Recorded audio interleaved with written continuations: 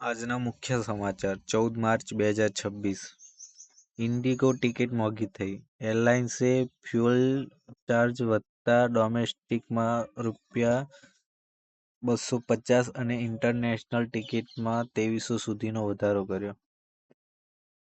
PM મોદીની Bengal rally. આજે કોલકાતામાં મેગા રેલી સાથે 18,500 કરોડના વિકાસલક્ષી પ્રોજેક્ટની ભેટ આપશે.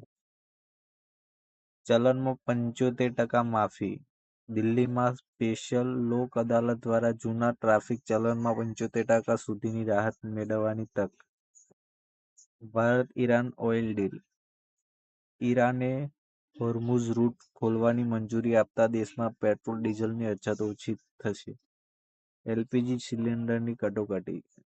દેશભરમાં ગેસની અછત વચ્ચે સરકારે કાળાબજાર કરનારાઓ સામે કડક કાર્યવાહીની ચેતવણી આપી.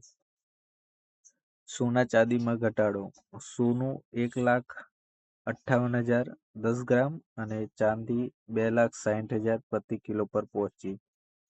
પીએમ કિસાન નિધિ. ખેડૂતોના ખાતામાં 22મો હપ્તો ટ્રાન્સફર. કુલ 19,000 કરોડની સહાય અપાઈ.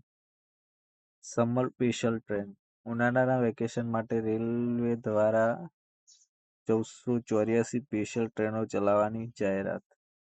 દૂધ વેચાણ માટે લાયસન્સ. મિલાવટ રોકવા એફએસએસએઆઈનો નવો નિયમ. હવે દૂધ વેચવા માટે લાયસન્સ ફરજિયાત. પીરિયડ લીવ પર સુપ્રીમ કોર્ટ. સુપ્રીમ કોર્ટે પેઇડ પીરિયડ લીવની અરજી ફગાવી. રોજગારી પર અસર પાડવાનું કારણ આપ્યું. તો આ હતા મુખ્ય સમાચાર. આવા સમાચાર જોવા માટે આજે જ અમારી ચેનલને ફોલો કરો.